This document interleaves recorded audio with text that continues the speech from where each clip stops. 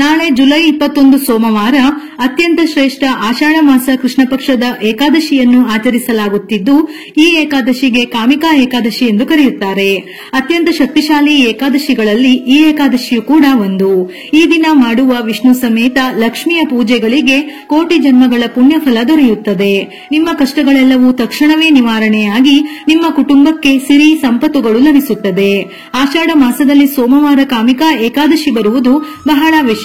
ಇದರ ಜೊತೆಯಲ್ಲಿ ಅದ್ಭುತವಾದ ಅಮೃತ ಗಳಿಗೆಯಲ್ಲಿ ಈ ಏಕಾದಶಿ ಬಂದಿದ್ದು, ತಪ್ಪದೆ ವಿಷ್ಣುವಿನ ಆರಾಧನೆ ಮಾಡಿದರೆ ಲಕ್ಷ್ಮೀ ನಾರಾಯಣರ ಅನುಗ್ರಹದ ಜೊತೆ ಸಂಪತ್ತು ವೃದ್ಧಿಯಾಗುತ್ತದೆ.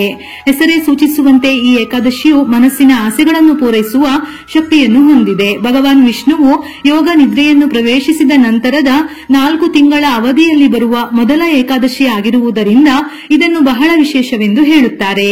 ಹಾಗಾಗಿ ಈ ಏಕಾದಶಿಯ ವ್ರತ ಆಚರಿಸುವುದರಿಂದ ವಿಶೇಷ ಪುಣ್ಯ ಪ್ರಾಪ್ತಿಯಾಗುತ್ತದೆ. ಈ ದಿನ ವಿಷ್ಣು ಸಮೇತ ಲಕ್ಷ್ಮಿಯನ್ನು ಆರಾಧಿಸಿ ಪೂಜಿಸಿ ಉಪವಾಸ ಸಮೇತ ಏಕಾದಶಿ ಮಾಡಿದರೆ ಅಖಂಡ ರಾಜಯೋಗ ಲಭಿಸುತ್ತದೆ. ಏಕಾದಶಿ ತಿಥಿ ಸಮಯವು ಜುಲೈ 20 ಮಧ್ಯಾಹ್ನ 12 ಗಂಟೆ 12 ನಿಮಿಷಕ್ಕೆ ಪ್ರಾರಂಭವಾಗಿ ಜುಲೈ 21 ಬೆಳಿಗ್ಗೆ 9 ಗಂಟೆ 38 ನಿಮಿಷಕ್ಕೆ ಮುಕ್ತಾಯವಾಗುತ್ತದೆ. ಕಾಮಿಕಾ ಏಕಾದಶಿಯ ಮಹತ್ವವನ್ನು ಪುರಾಣಗಳಲ್ಲಿ ವಿಶೇಷವಾಗಿ ಉಲ್ಲೇಖಿಸಲಾಗಿದೆ.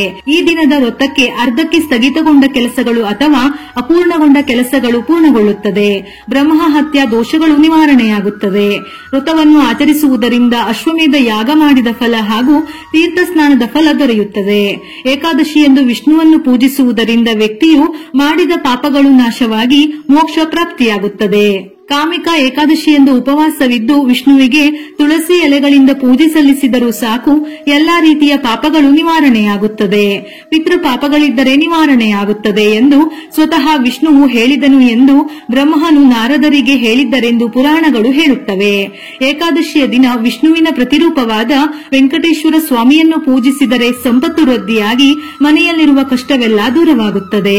ಪದ್ಮಪುರಾಣದ ಪ್ರಕಾರ ಕಾಮಿಕಾ ಏಕಾದಶಿಯ ದಿನದಂದು ಕಮಲದ ಹೂವುಗಳಿಂದ ವಿಷ್ಣುವನ್ನು ಪೂಜಿಸಿದರೆ 3 ಲೋಕಗಳ ದೇವತೆಗಳನ್ನು ಪೂಜಿಸಿದಷ್ಟೇ ಫಲಗಳು ಲಭಿಸುತ್ತದೆ. ಏಕಾದಶಿಯಂದು ವಿಷ್ಣು ಸಹಸ್ರನಾಮದ ಮೂಲಕ ಆರಾಧಿಸುವುದರಿಂದ ವಿಷ್ಣು ದೇವನು ಸಕಲ ಸಂಪತ್ತನ್ನು ಕಲ್ಪಿಸುತ್ತಾನೆ. ಶ್ರೀ ಹರಿಯನ್ನು ತುಳಸಿಯಿಂದ ಪೂಜಿಸಿ ಶ್ರೀಮನ್ನಾರಾಯಣನ ಕಥೆಯನ್ನು ಕೇಳಿದರೆ ಎಲ್ಲಾ ರೀತಿಯ ತೊಂದರೆಗಳು ದೂರವಾಗುತ್ತವೆ. ವಿಷ್ಣು ಸಹಸ್ರನಾಮ ಪಠಣ ಮಾಡಿದರೆ ಅಥವಾ ಕೇಳಿದರೆ ಬಹಳ ಶ್ರೇಷ್ಠ. ನಮ್ಮ ಎಷ್ಟೋ ದೋಷ ಪಾಪಗಳು ವಿಷ್ಣು ಸಹಸ್ರನಾಮ ಕೇಳುವುದರಿಂದಲೂ ಪರಿಹಾರವಾಗುತ್ತದೆಯಂತೆ. ದಂತಕಥೆಯ ಪ್ರಕಾರ ಮುಂಗೋಪದ ಸ್ವಭಾವದ ಗ್ರಾಮ ಮುಖ್ಯಸ್ಥನೊಬ್ಬ ಹಳ್ಳಿಯಲ್ಲಿ ವಾಸಿಸುತ್ತಿದ್ದರು. ಒಂದು ದಿನ ಕೋಪದ ಬರದಲ್ಲಿ ಕೊಲೆ ಮಾಡಿದ. ಇದರಿಂದಾಗಿ ಆತನಿಗೆ ಬ್ರಹ್ಮಹತ್ಯಾ ದೋಷ ಉಂಟಾಯಿತು. ಅದಕ್ಕೆ ಪ್ರಾಯಶ್ಚಿತ್ತ ಮಾಡಿಕೊಳ್ಳಲು ಆತನ ಅಂತ್ಯ ಸಂಸ್ಕಾರ ಮಾಡಲು ಮುಂದಾದರೆ ಹತನಾದ ವ್ಯಕ್ತಿಯ ಸಮುದಾಯದವರು ಅದಕ್ಕೆ ಅವಕಾಶ ಕೊಡಲಿಲ್ಲ.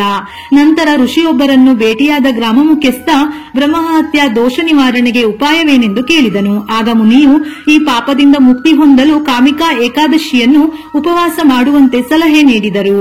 ಈ ವ್ರತವನ್ನು ಕ್ರಮಬದ್ಧವಾಗಿ ಆಚರಿಸುವುದರಿಂದ ವ್ಯಕ್ತಿಯ ಎಲ್ಲಾ ಪಾಪಗಳು ನಾಶವಾಗುತ್ತದೆ ಎಂದು ಹೇಳಿದರು. ಅದರಂತೆ ಗ್ರಾಮ ಮುಖ್ಯಸ್ಥ ಕಾಮಿಕಾ ಏಕಾದಶಿ ಉಪವಾಸವನ್ನು ಆಚರಿಸಿದ. ಕ್ರಮಬದ್ಧವಾಗಿ ಭಗವಾನ್ ವಿಷ್ಣುವನ್ನು ಪೂಜಿಸಿದ. ಇದರಿಂದಾಗಿ ಸಂತುಷ್ಟನಾದ ಭಗವಾನ್ ಶ್ರೀಹರಿಯು ಆತನ ಕನಸಿನಲ್ಲಿ ಬಂದು ಬ್ರಹ್ಮಹತ್ಯಾ ದೋಷ ನಿವಾರಣೆ ಮಾಡಿರುವುದಾಗಿ ಹೇಳಿ ಅಂತರ್ಧಾನನಾದ. ಇದೇ ಕಾಮಿಕಾ ಏಕಾದಶಿಯ ಕತೆ. ನಾಳೆಯ ದಿನ ಈ ಕತೆ ಓದಿದರೂ ಸಾಕು, ನಿಮ್ಮ ಎಷ್ಟೋ ದೋಷಗಳು ನಿವಾರಣೆಯಾಗಿ ವಿಷ್ಣು ದೇವನ ಅನುಗ್ರಹ ಲಭಿಸುತ್ತದೆ. ಈ ಏಕಾದಶಿ ದಿನದಂದು ಮುಕ್ಕೋಟಿ ದೇವತೆಗಳೆಲ್ಲರೂ ಭೂಮಿಗೆ ಬಂದು ವಿಷ್ಣು ದೇವನನ್ನು ಪೂಜಿಸುತ್ತಾರಂತೆ. ಆದ್ದರಿಂದ ಇಂತಹ ಶಕ್ತಿಶಾಲಿ ಏಕಾದಶಿ ದಿನದಂದು ಯಾರು ವೆಂಕಟೇಶ್ವರ ಸ್ವಾಮಿಯನ್ನು ಪೂಜಿಸುತ್ತಾರೋ ಅಂತಹ ಕುಟುಂಬಗಳಿಗೆ ಅಖಂಡ ರಾಜಯೋಗ ಕೂಡ ಸಿದ್ಧಿಸುತ್ತದೆ. ಈ ಏಕಾದಶಿ ದಿನದಂದು ಪ್ರತಿಯೊಬ್ಬರು ಕಡ್ಡಾಯವಾಗಿ ತಲೆ ಸ್ನಾನ ಮಾಡಬೇಕು. ತಲೆ ಸ್ನಾನ ಮಾಡುವಾಗ ನೀರಿನಲ್ಲಿ 2 ತುಳಸಿ ಎಲೆಗಳನ್ನು ಹಾಕಿಕೊಂಡು ತಲೆ ಸ್ನಾನ ಮಾಡಿದರೆ ಜಾತಕ ದೋಷಗಳೆಲ್ಲವೂ ನಿವಾರಣೆಯಾಗಿ ವಿಶೇಷ ಪುಣ್ಯ ಫಲ ಲಭಿಸುತ್ತದೆ. ನೆಲ್ಲಿಕಾಯಿ ರಸವನ್ನು ನೀರಿನಲ್ಲಿ ಬೆರೆಸಿ ಸ್ನಾನ ಮಾಡುವುದರಿಂದ ಬಹಳಷ್ಟು ಪುಣ್ಯ ಲಭಿಸುತ್ತದೆ ಮತ್ತು ಸಕಲ ಪಾಪಗಳು ದೂರವಾಗುತ್ತದೆ. ನಾಳೆಯ ದಿನ ಹಳದಿ ಬಣ್ಣದ ವಸ್ತ್ರಗಳನ್ನು ಧರಿಸಿ ವಿಷ್ಣುವನ್ನು ಪೂಜಿಸಿದರೆ ನಿಮ್ಮ ಪೂಜೆಗಳಿಗೆ ದ್ವಿಗುಣ ಪುಣ್ಯ ಫಲ ದೊರೆಯುತ್ತದೆ. ಈ ದಿನ ವಿಷ್ಣು ಅಥವಾ ವೆಂಕಟೇಶ್ವರ ಸ್ವಾಮಿಯ ಫೋಟೋ ಅಥವಾ ವಿಗ್ರಹವಿದ್ದರೆ ಅರಿಶಿನ ಅಥವಾ ಗಂಧವನ್ನು ಹಚ್ಚಿ ಹಳದಿ ಹೂವುಗಳಿಂದ ಅಲಂಕರಿಸಿ ತುಳಸಿ ದಳ ಅಥವಾ ತುಳಸಿ ತುಳಸಿ ಮಾಲೆಯನ್ನು ತಪ್ಪದೆ ಹಾಕಬೇಕು. ಈ ದಿನ ವಿಶೇಷವಾಗಿ ಹಿಟ್ಟಿನ ದೀಪ ಹಚ್ಚಬೇಕು. ಅಕ್ಕಿ ಹಿಟ್ಟಿಗೆ ಸ್ವಲ್ಪ ಹಾಲನ್ನು ಸೇರಿಸಿ ದೀಪವನ್ನು ತಯಾರಿಸಿ ದೀಪಕ್ಕೆ ಅರಿಶಿನ ಕುಂಕುಮ ಹಚ್ಚಿ ಎಳ್ಳಿನ ಎಣ್ಣೆಯಿಂದ ಅಥವಾ ಹಸುವಿನ ತುಪ್ಪವನ್ನು ಹಾಕಿ ದೀಪಕ್ಕೆ 7 ಬತ್ತಿಗಳಿಂದ ದೀಪಾರಾಧನೆ ಮಾಡಬೇಕು. ಹಿಟ್ಟಿನ ದೀಪಕ್ಕೆ ಬಹಳ ದೈವಶಕ್ತಿ ಇರುತ್ತದೆ. ಆದ್ದರಿಂದ ಹಿಟ್ಟಿನ ದೀಪವನ್ನು ಬೆಳಗಿಸಿದ ಕೂಡಲೇ ಮೊದಲು ದೀಪಕ್ಕೆ ನಮಸ್ಕರಿಸಿ ದೀಪದ ಬಳಿ ಹೂವುಗಳನ್ನಿಟ್ಟು ಗೋವಿಂದ ನಾಮಗಳನ್ನು ಪಠಿಸುತ್ತಾ ವೆಂಕಟೇಶ್ವರ ಸ್ವಾಮಿಯನ್ನು ಪೂಜಿಸಿ. ಗೋವಿಂದ ನಾಮಗಳನ್ನು ಪಠಿಸಲು ಸಾಧ್ಯವಾಗದವರು ಓಂ ನಮೋ ಭಗವತೆ ವಾಸುದೇವಾಯ ಎಂಬ ಈ ಮಂತ್ರವನ್ನು 21 ಬಾರಿ ಅಥವಾ 108 ಬಾರಿ ಪಠಿಸಿ. ಏಕಾದಶಿ ದಿನದಂದು ಈ ಶಕ್ತಿಶಾಲಿ ಮಂತ್ರವನ್ನು ಜಪಿಸಿದರೆ ಭಗವಂತನ ಆಶೀರ್ವಾದವನ್ನು ಸುಲಭವಾಗಿ ಪಡೆಯಬಹುದು.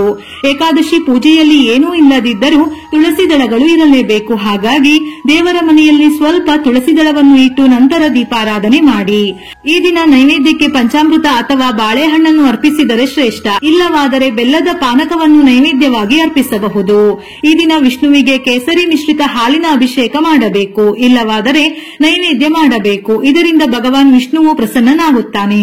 ಹಣಕ್ಕೆ ಸಂಬಂಧಿಸಿದ ಸಮಸ್ಯೆಗಳನ್ನು ನಿವಾರಿಸಿ ಸಂಪತ್ತು ವೃದ್ಧಿಯಾಗುತ್ತದೆ. ನಾಳೆಯ ದಿನ ವೆಂಕಟೇಶ್ವರ ಸ್ವಾಮಿಗೆ ಸಂಬಂಧಪಟ್ಟ ಮಂತ್ರ ಶ್ಲೋಕಗಳನ್ನು ಪಠಿಸಬೇಕು.